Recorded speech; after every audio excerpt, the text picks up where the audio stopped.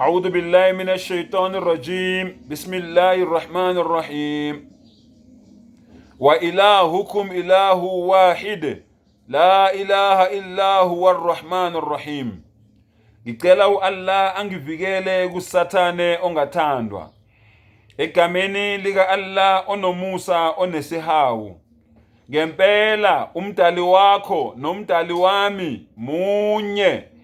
Akekho onelungelo lokukhonzwa ngaphandle kwakhe.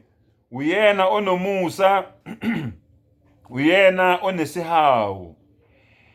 Yethabani kuNkulunkulu nina balungileyo. Ukudumisa kubafanele abaqotho. Bongani uNkulunkulu, mdumiseni ngayo yonke indlela athanda ukudunyiswa ngayo. Ngokuba izwi likaNkulunkulu lilungile, zonke izenzo zakhe ziyakholeka. Uthanda ukulunga nokwahlulela. Umhlaba ugcwele umusa kaNkulunkulu. Ngezwi likaNkulunkulu izulu lenziwa, namabandla onke ngomoya womlomo wakhe. Ubuthela ndawonye amanzi olwandle njengenqwaba, uwabeka ajulileyo ezinqolobaneni.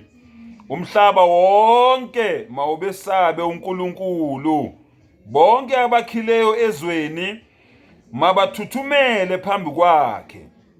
Ngokuba wakhuluma kwaba khona, wayaleza kwema khona. uNkulunkulu uchitha icebo labezizwe, uphuthisa imicabango yabantu. Icebo likaNkulunkulu limi phakade, nemicabango yenhliziyo yakhe ezizukulwaneni ngezizukulwane. Sibusisiwe isizwe esikuNkulunkulu waso, kunguJehova umenzi wezinto zonke, umdali wezulu nomhlaba. Isizwe asikhethileyo sibe yifa lakhe.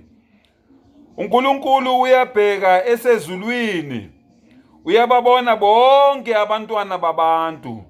Esendaweni lapho ehlala khona, uyababuka bonke abakhileyo ezweni.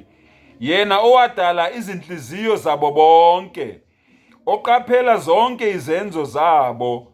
Ayikho inkosi esindiswa ngobuningi bempi yayo. Isiqhwaga asikhululwa ngobukhulu bamandla aso.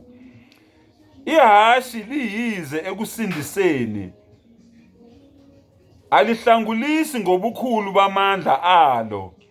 Bheka, iso likaNkulunkulu liphezu kwabamesabayo, abathemba umusa wakhe, ukuba akhulule umphefumulo wabo ekufeni,